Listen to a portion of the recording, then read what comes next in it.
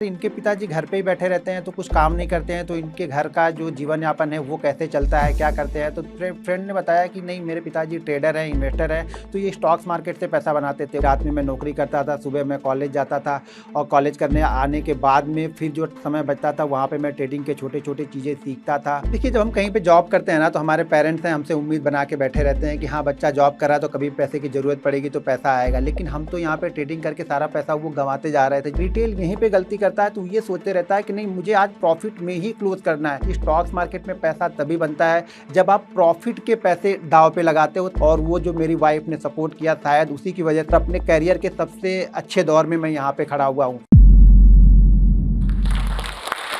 नमस्कार दोस्तों, मेरा नाम है घनश्याम यादव। मेरे दो यूट्यूब चैनल है, घनश्याम टेक और आर्ट ऑफ ट्रेडिंग। तो आज मैं जो स्टॉक के मंच पे अपनी स्टॉक्स मार्केट के संघर्ष की कहानी वो बताने के लिए आप लोग के सामने यहाँ पे उपस्थित हूँ। दोस्तों, मैं बेसिकली यूपी के छोटा सा शहर है, यूपी में देवरिया, गोरखपुर के पास में, लगभग गोरखपुर से 50 किलोमीटर दूर है देवरिया सिटी। तो वहाँ का मैं रहने वाला हूँ। और मेरी जो जो बेसिक जो एजुकेशन मेरी हुई वो कानपुर में, क्योंकि मेरे पिताजी ऑर्डिनेंस फैक्ट्री में ग्रुप डी के कर्मचारी थे। तो बेसिकली हमने हाई स्कूल तक की अपनी जर्नी हम अपने कानपुर से हमने स्टार्ट की है। और उसके बाद मैं थोड़ा सा हायर क्वालिफिकेशन के लिए मैं मुंबई आया, क्योंकि मेरे पिताजी ऑलरेडी ग्रुप डी के कर्मचारी थे। तो हमारे पास इतने पैसे नहीं थे कि हम बहुत ज़्यादा सुख सुविधाएं हमारे पास नहीं थी। बस खाने पीने भर का लोग का जैसा जीवन यापन चलता है वैसा चलता था। तो मुझे भी कुछ जीवन में बड़ा करना था, तो मैं ग्रेजुएशन के लिए मैं मुंबई आया। और मुंबई में मैंने जब ग्रेजुएशन स्टार्ट की तो वहीं से मेरी स्टॉक मार्केट की जर्नी भी स्टार्ट होती है। मुंबई में पहुंचा 2006 में। 26 जुलाई को मुंबई में बहुत बड़ी बारिश आई थी और बाढ़ वहाँ पे आई थी। तो मैं 23 जुलाई को मैं मुंबई पहुँचा था। उसके बाद 3 दिन बाद ही वो बाढ़ का दौर आ गया। तो वहाँ पे कॉलेज में मुझे एडमिशन मिला और हम लोग 4 फ्रेंड थे। तो हमारे जो फ्रेंड थे उनके एक पिताजी थे, वो एक फ्रेंड के पिताजी थे, तो वहाँ पे वो ट्रेडिंग किया करते थे। तो वहीं पे मेरा स्टॉक्स मार्केट से इंटरेस्ट आया और वहीं पे मैं चीज़ों को समझना स्टार्ट किया। उनके पास जाता था, बैठता था और वो मैं ट्रेडिंग के छोटे-छोटे जो पॉइंट होते हैं वो मैं उनसे सीखा करता था। क्योंकि जब मैं जाता था तो मुझे लगता था यार, इनके पिताजी घर पे ही बैठे रहते हैं तो कुछ काम नहीं करते हैं, तो इनके घर का जो जीवन यापन है वो कैसे चलता है, क्या करते हैं। तो फ्रेंड ने बताया कि नहीं, मेरे पिताजी ट्रेडर हैं, इन्वेस्टर हैं, तो ये स्टॉक्स मार्केट से पैसा बनाते थे। उस समय तक स्टॉक्स मार्केट में यही जानता था।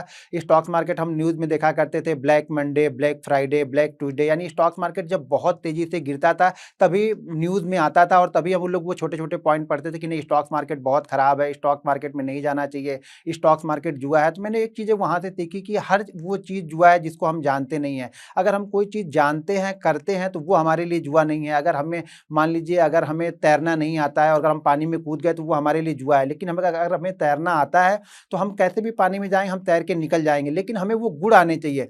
कहने का मतलब ये है, संघर्ष या फिर जुआ वो है जो चीज़ें हमें आती नहीं है। जो चीज़ें हमें आती है वो हमारे लिए जुआ नहीं है, क्योंकि हम उसके लिए हम प्रैक्टिस किए, हमने बहुत मेहनत की है, तो वो हमारे लिए जुआ नहीं है। तो दोस्तों, इसी तरह से मेरे ट्रेडिंग करियर की स्टार्ट होती है और मैं धीरे-धीरे मैं ट्रेडिंग में आगे बढ़ता हूँ। तो 2009-10 में मैं, जैसे कि मेरा ग्रेजुएशन कंप्लीट होता है 2010 में, 2009 से मैं चीज़ों को धीरे-धीरे समझ रहा था, सीख रहा था। उस समय जब मेरा ये ग्रेजुएशन चल रहा था, उस समय मैंने सिक्योरिटी गार्ड की नौकरी भी की। रात में मैं नौकरी करता था, सुबह मैं कॉलेज जाता था और कॉलेज करने आने के बाद में फिर जो समय बचता था वहाँ पे मैं ट्रेडिंग के छोटे-छोटे चीज़ें सीखता था। और फिर मेरा एक सिलेक्शन एक कंपनी में हुआ, वहाँ पे मैं जॉब करने लगा। और जॉब पीरियड में जो सुबह का जो हमारा जॉब का टाइमिंग था वो 11 बजे के बाद का था। तो सुबह 10 से 11, उस समय मार्केट 2010-11 में मार्केट जो ओपन होते थे वो 10 बजे ओपन होते थे। 10 से 11 के बीच में मैं ट्रेडिंग करता था। वो 1 घंटे मैं ट्रेडिंग करता था और वहाँ पे जो भी मेरी सैलरी आती थी, वो सैलरी का मान के चलिए कि 30 से 50% मेरा हर महीने का 5 से 10 दिन में वो वहाँ पे व्हाइट हाउस हो जाता था। मतलब वो हमारा लॉसेस वहाँ पे हो जाते थे। तो इसकी तरह से मैंने 2 साल तक इस तरह की चीज़ों को करना स्टार्ट किया। 2 साल तक मेरे ये लॉसेस होते रहे। देखिए, जब हम कहीं पे जॉब करते हैं ना, तो हमारे पेरेंट्स हैं हमसे उम्मीद बना के बैठे रहते हैं कि हाँ, बच्चा जॉब कर रहा है तो कभी पैसे की ज़रूरत पड़ेगी तो पैसा आएगा। लेकिन हम तो यहाँ पे ट्रेडिंग करके सारा पैसा वो गँवाते जा रहे थे। जो भी पैसा सेविंग अकाउंट में जाना चाहिए था या पेरेंट्स के अकाउंट में जाना चाहिए था, वो पैसे हम यहाँ पे रिस्क लेके ट्रेडिंग कर रहे थे, तो ट्रेडिंग से वो पैसे हमारे चले जा रहे थे। देखिए, जब हम जॉब करते हैं ना, तो भले हमने 10,000 कमाए, 20,000 कमाए, अगर हमने घर वालों को बताया कि मेरी सैलरी 20,000 है, तो वो हमें 20,000 के हिसाब से काउंट करते रहते हैं कि इन्होंने 10,000 खर्च किए होंगे खाने-पीने में, फिर भी इसके अकाउंट में 10,000 रुपए होंगे, तो कभी ज़रूरत रहेगी तो हम लोग ये माँग लेंगे। लेकिन मुझे कहीं न कहीं ये डर भी सताते रहता था कि अगर घर वालों ने मुझसे पैसे माँगे तो मैं क्या करूँगा? क्या उनको क्या रिप्लाई दूँगा? क्या जवाब दूँगा? उन्होंने मुझे पढ़ाया, लिखाया, इस काबिल बनाया कि मैं कुछ पैसे अर्न कर अर्न कर सकूँ और उन लोगों को भी ये पता था कि जब ज़रूरत पड़ेगी तो ये पैसे ये तुरंत मेरे अकाउंट में भेज देगा। तो इसके लिए मैं पार्ट टाइम जॉब भी करता था। मैं ऑफ़िस से आने के बाद में मैं पार्ट टाइम जॉब करता था। मैं जैसे नवी मुंबई में अगर आप रहते हो, मुंबई में आप रहते हो तो गेट के बाहर नो पार्किंग के होर्डिंग लगे रहते हैं। इलेक्ट्रिसिटी जो पोल होते हैं उसके ऊपर बैनर लगे होते हैं, तो वो बैनर मैं लगाता था। वहाँ से कुछ पैसे मैं अर्न करके रखता था अपने पास में, जिससे कभी घर वालों को ज़रूरत रहे तो वो पैसे मैं उनके लिए भेज सकूँ। तो काफ़ी संघर्ष भरा जीवन रहा है, संघर्ष मैं करते रहा। और देखिए, काम छोटा हो या बड़ा हो, काम से शर्म नहीं करनी चाहिए। मैं वहाँ पे अपना काम करता था, किसी की चोरी नहीं करता था कि मैं एक कंपनी में जॉब करता था, उसके बाद मैं पार्ट टाइम जॉब भी करता था, विजिटिंग कार्ड प्रिंट कराता था, बैनर प्रिंट कर देता था। वहाँ से जो पैसे मुझे मिलते थे वो पैसे मैं रखता था उन लोगों के लिए कि कभी अगर मेरे पेरेंट्स को ज़रूरत लगती उस पैसे की तो मैं वो पैसे मैं उनको भेज सकता था, वो पैसे मैं उनको भेजते रहता था। उसके बाद मैं धीरे-धीरे चीज़ों को समझना स्टार्ट किया कि ट्रेडिंग क्या होती है, ट्रेडिंग कैसे करनी चाहिए, ट्रेडिंग में क्या कमियाँ हैं, मेरी कमियाँ क्या हैं, मेरे स्ट्रॉन्ग पॉइंट क्या है, वो सब सारी चीज़ें मैं यहाँ पे सीखता हुआ चला गया। सीखते-सीखते फिर जाके मैंने 2011-12 में मैंने ये ट्रेडिंग का जो मेरा करियर है वो धीरे-धीरे, मतलब मैं ये समझने लगा कि मुझे लॉस क्यों हो रहे हैं, मेरा प्रॉफ़िट अगर आज हुआ तो क्यों हुआ। देखिए, आपको ये भी समझना पड़ेगा कि चीज़ें प्रॉफ़िट हो रहा तो क्यों हो रहा, लॉस हो रहा तो क्यों हो रहा। कोई कमियाँ हैं तो उसको सुधारना पड़ेगा। मैंने धीरे-धीरे अपनी कमियाँ सुधारनी स्टार्ट की और 2015-16 से मेरा जो ट्रेडिंग जो करियर है वो धीरे-धीरे स्टार्ट हो गया। मतलब धीरे-धीरे मैं कुछ पैसे अर्न करना वहाँ पे स्टार्ट किया। मैंने जो ट्रेडिंग जर्नी अपनी स्टार्ट की थी वो 50,000 रुपीज़ से स्टार्ट की थी। ये लॉस के बाद जो लॉस मेरे होते थे 10-11 में जो लॉस होते थे, उस लॉस को वो लॉस होने के बाद में मैंने जब दोबारा ये स्टार्ट किया, चीज़ों को समझ कर, सीख कर, बैठ के, पढ़ के, देख के, मार्केट को समझ के, मार्केट के बिहेवियर को मैंने समझा, मार्केट के कैरेक्टर को मैंने समझा, अपने कैरेक्टर को समझा कि मेरे लिए क्या चीज़ें सूट कर रही हैं, क्या चीज़ें सूट नहीं कर रही हैं। ये सब सारी एनालिसिस करने के बाद में मैंने वो 50,000 रुपीज़ जब लगाए और उस 50,000 रुपीज़ से मैंने पहले मंथ में 2 से ढाई हज़ार रुपए अर्न किए। मुझे इतनी खुशी हुई इतन मुझे उस समय इतनी खुशी हुई कि मैं यहाँ से कुछ पैसे लेके जा रहा हूँ एंड ऑफ मंथ में। उसके पहले मैंने ऐसा नहीं कि मैंने 2,000 रुपए नहीं, उसके पहले मैंने 15,000 लगा के 15,000 भी कमाए, 10,000 लगा के मैंने 20,000 भी कमाए, लेकिन वो 20,000 अगले 2 दिन में वापस भी चले गए थे। ये फर्स्ट मंथ ऐसा था जब मैं यहाँ पे पहले मंथ 2,000 रुपए प्रॉफिट पे मैंने क्लोज़ किया था। फिर मेरा वो दौर आया जब मैंने ये डिसाइड किया कि नहीं, अब मुझे अपनी जॉब छोड़ के फुल टाइम ट्रेडिंग में आना है। और ये शायद उस समय एक तरह से बोल सकते हैं सबसे बड़ी गलती भी मैंने यही की और शायद सबसे बड़ा डिसीजन अपनी लाइफ का मैंने वही लिया। जब आप जिम्मेदारियों के बोझ के तले आ जाते हैं ना, तब आप रिस्क नहीं ले सकते हैं। तो वो सारी चीज़ें हमें देखनी पड़ती हैं, फैमिली भी देखना पड़ता है, बच्चे भी देखने पड़ते हैं, स्कूल जा रहे हैं, उनकी फीस कहाँ से आएगी, घर की ईएमआई, अगर आपने घर ले लिया उसकी ईएमआई, कार ले लिया उसकी ईएमआई, तो वहाँ पे आप रिस्क नहीं ले सकते हैं। रिस्क आप तभी ले सकते हैं, देखिए, जो शुरुआती दौर होते हैं ना, रिस्क हमें वहीं पे लेना भी चाहिए और वही रिस्क सबसे अच्छा भी होता है लेने के लिए। तो मैंने वहाँ पे वो रिस्क लिया, मैंने अपने जॉब को क्विट किया। जॉब को जब मैंने क्विट किया तो मुझे पहले मैंने ऐसा लगा कि जब मैं 1 घंटे या डेढ़ घंटे ट्रेडिंग करके मैं अपनी कैपिटल जो मेरी सैलरी थी उसका मैं आधा यहाँ पे अर्न कर ले रहा हूँ, तो शायद मैं सारे दिन बैठूँगा तो कहीं ज़्यादा अर्न करूँगा और शायद यही मेरी गलती थी। कंटिन्यू मैंने 2 ढाई महीने वो लॉस ही किए। यानी जब मैं जॉब करता था तो वो मेरा अच्छा चल रहा था, मैं प्रॉफ़िट में रहता था। शुरुआती जो 1 घंटे मैं ट्रेड करता था वहाँ पे मैं प्रॉफ़िट में रहता था, लेकिन जॉब के बाद जैसे मैंने जॉब क्विट किया मैं लॉस में आने लगा। और शायद फिर मुझे समझ में आया कि लॉस की वजह ये है कि मैं सारे दिन बैठ के अपनी ट्रेडिंग को सारे दिन बैठ के करता हूँ। तो वहाँ पे मैं क्या करता था, मैं ओवर ट्रेड करता था। वहाँ पे मैं सारा दिन फ्री रहता था, कोई टेंशन नहीं रहता था, इसलिए मैं ओवर ट्रेडिंग वहाँ पे जाके करता था। और यही मेरे लिए सबसे बड़ा रिस्क था कि मैंने वहाँ पे ओवर ट्रेडिंग की और मेरे पास जो पैसे मैंने बचा के रखे थे, जो 1 डेढ़ साल मैंने वो ट्रेडिंग नहीं की थी, वो पैसे जो मैंने बचा के रखे थे, वो पैसे मैंने वहाँ पे लगाए और वो सारे पैसे लगभग मेरे खत्म हो गए। तो एक दौर ये भी आया कि अब मेरे पास ट्रेड करने के लिए पैसे नहीं बचे थे। तो वहाँ पे मेरी वाइफ ने मुझे सपोर्ट किया और उन्होंने उनकी जो ज्वेलरी थी उन्होंने मुझे दी। उस ज्वेलरी को मैंने वहाँ पे सेल किया और सेल करने के बाद जो पैसे वहाँ पे आए उससे मैंने फिर वो ट्रेडिंग स्टार्ट की। और ट्रेडिंग दरअसल वो मेरा एक ऐसा दौर था कि अगर ये पैसे ख़त्म हो गए तो उसके बाद मेरी लाइफ में कुछ नहीं था, फिर मुझे जॉब ही जाके करनी थी और फिर शायद मैं वो रिस्क लेने के लिए कभी तैयार भी नहीं होता जीवन में। लेकिन मैंने वो लास्ट रिस्क मैंने लिया और वो मैं सफल हो गया। वहाँ से मैंने जो पिछली गलतियाँ की थी, सबसे पहले मैंने पूरी उस गलतियों की एनालिसिस की। तब मैंने पाया कि अगर मैं शुरुआती 1 घंटे या डेढ़ घंटे ट्रेड कर रहा हूँ तो वहाँ पे मैं अच्छा खासा प्रॉफिट बना ले रहा था, लेकिन उसके बाद जो सारे दिन मैं ट्रेड करता था वो मैं लॉस में जाता था और वहां पे मैं ओवर ट्रेडिंग करता था सिर्फ इसलिए कि मैं बहुत ज्यादा पैसे यहाँ पे अर्न कर सकता हूँ क्योंकि मैं सारा दिन फ्री हूँ। तब मुझे अपनी ट्रेडिंग स्टाइल मुझे समझ में आने लगी, मैं सुबह के ट्रेड करने लगा और वो जो मेरी वाइफ ने सपोर्ट किया शायद उसी की वजह से आज मैं यहाँ पे आपके सामने जो स्टॉक पे भी खड़ा हूँ और अपने करियर के सबसे अच्छे दौर में मैं यहाँ पे खड़ा हुआ हूँ। तो जाके वहां से मेरी सक्सेसफुल ट्रेडिंग जर्नी स्टार्ट हुई और ट्रेडिंग जर्नी से मैंने क्या सीखा है मैं वो आप लोग को बताना चाहता हूँ कि वो गलतियां कम से कम आप लोग अपने जीवन में ना करें और उस दौर में ना पहुंचे। देखिए इस दौर में पहुंचने के बाद ये जरूरी नहीं है कि सब लोग यहाँ से ऊपर उठ के आ जाएं, बहुत लोग इसी जगह पे जाके खत्म हो जाते हैं। तो आपको ये गलतियां नहीं करनी है।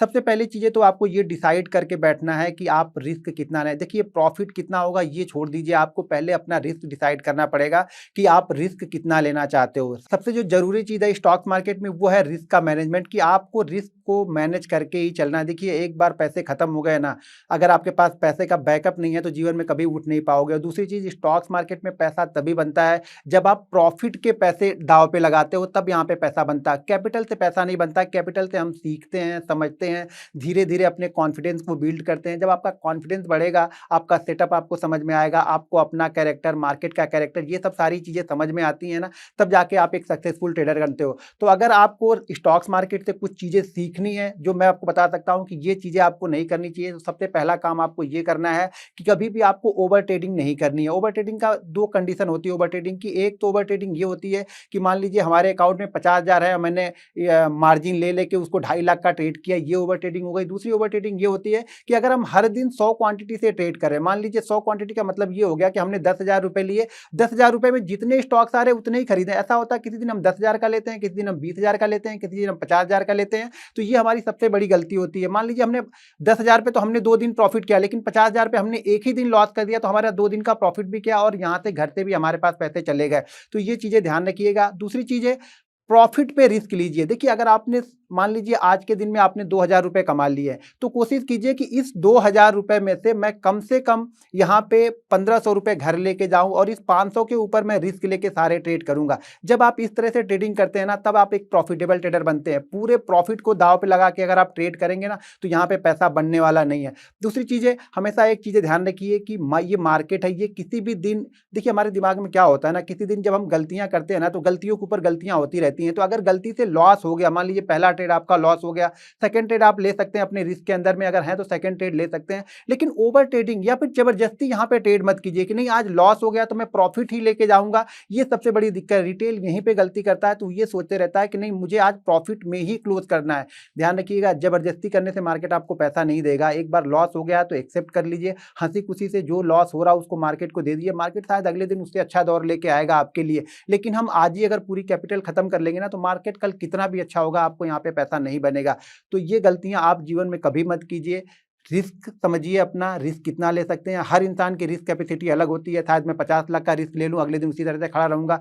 कोई 5,000 का भी रिस्क नहीं ले सकता, किसी के लिए 500 का रिस्क भी बड़ा है। तो अपनी रिस्क आप खुद डिसाइड कीजिए। ये ध्यान रखिए, रिस्क मैनेजमेंट का सबसे आसान तरीका मेरे लिए ये है कि मैं कंटिन्यू अगर 20 दिन लॉस में हूं, उसके बाद भी मैं 21वें दिन उसी माइंडसेट से ट्रेड करूं कि अगर 20 दिन मेरा लॉस भी हो गया है ना, तो मुझे वो 21वें दिन डर ना लगे ट्रेड करने के लिए। यही सबसे अच्छा रिस्क मैनेजमेंट है। कहने का मतलब, मान लीजिए अगर आपके अकाउंट में 1 लाख रुपए हैं, तो आप एक दिन का इतना रिस्क डिसाइड कर लीजिए कि इस रिस्क को मैं 20 दिन तक कंटिन्यू ले सकता हूं, फिर भी 21वें दिन मुझे कुछ ज्यादा फर्क नहीं पड़ने वाला है। और ये आपके ऊपर है कि आप 200 डिसाइड करते हो, 500 या 1000, ये आपके ऊपर है। ऐसा नहीं कि 1 लाख के ऊपर आप पर डे का यहाँ पे 5,000 डिसाइड करोगे तो 20 दिन में आपकी कैपिटल ही खत्म हो जाएगी। तो हमें उतना ही डिसाइड करना पड़ता है जितने 21वें दिन हमारे पास ट्रेड करने के लिए पैसा रहे। ये रिस्क मैनेजमेंट का मेरे लिए सबसे आसान तरीका है। दोस्तों अगर आप भी मेरी तरह फुल टाइम ट्रेडर बनना चाहते हैं, ट्रेडिंग को फुल टाइम अपना करियर बनाना चाहते हैं, तो 2-3 चीजें हमेशा ध्यान रखिएगा। सबसे पहली चीज तो ये है यहाँ पर कि आपको अपना बैकअप प्लान यहाँ पे रखना पड़ेगा। देखिए अगर आप मान लीजिए, ये जरूरी नहीं है कि आपने जॉब छोड़ दी है तो आप सक्सेसफुल ट्रेडर ही हो जाओ। अगर आप सक्सेसफुल ट्रेडर नहीं बन पाते हो तो आपको क्या करना है,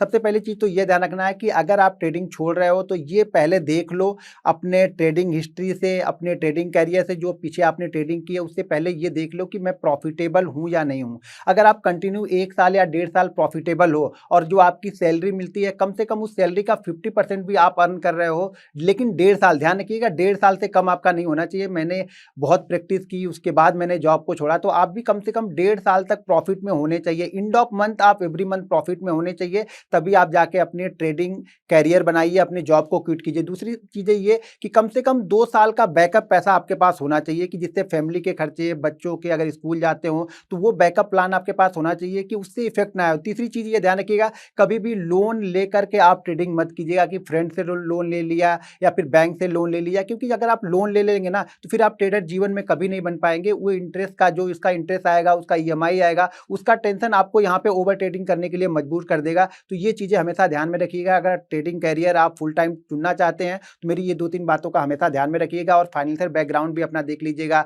घर वालों को कितनी ज़रूरत है, उनकी ज़रूरतें चल पाएंगी या नहीं चल पाएंगी। तो ये सब सारी चीज़ें सोच समझ के आप फैसला लीजिएगा। तो दोस्तों, उम्मीद है कि ये वीडियो आप लोग को जरूर पसंद आएगा। अगर वीडियो पसंद आए तो वीडियो को दूसरों तक लाइक और शेयर जरूर करते रहिएगा। फिर मिलते हैं कभी, अगर फिर से जो स्टॉक के मंच ने मुझे आमंत्रित किया तो मैं जरूर आऊँगा। मिलते हैं नेक्स्ट वीडियो में। जय हिंद। अगर आप इस स्टॉक के एंड तक पहुंच चुके हैं तो मैं आपको जोश स्टॉक्स का एक दूसरा रूप भी दिखाना चाहता हूं, जिससे मैं काफ़ी देर से जुड़ा हुआ हूं और मुझे बहुत बहुत ज़्यादा पसंद है कि वो क्या कर रहे हैं। जोश स्टॉक्स ने एक नया ऐप लॉन्च किया है जिसका नाम है जोश स्किल्स। अब वो नया नहीं रहा, काफ़ी टाइम से है, लाखों लोग उसको अब यूज़ करते हैं। और जोश स्किल्स पे आप अपनी ज़िंदगी के लिए कोर्सेज ढूंढ सकते हैं। वो कोर्स नहीं जो आपको physics, chemistry, commerce, business studies पढ़ाएंगे, वो कोर्सेज जो आपकी जिंदगी में आपको कैसे जीना चाहिए वो सिखाएंगे। मैंने खुद जो स्किल्स पे बहुत सारे कोर्सेज बनाए हैं, पब्लिक स्पीकिंग पे, इमोशनल क्राइसिस कैसे हैंडल किया जाए, अपनी पर्सनालिटी कैसे डेवलप की जाए। हर एक कोर्स में डेली क्विजेज हैं, एक्सरसाइजेज हैं, एक बहुत ही खूबसूरत कम्युनिटी है जो आपको सपोर्ट करेगी, आपको इनकरेज करेगी। आज ही डाउनलोड करें जोश स्किल्स का ऐप और उनके कोर्सेज एक्सप्लोर करके अपनी जिंदगी को आगे बढ़ाएं।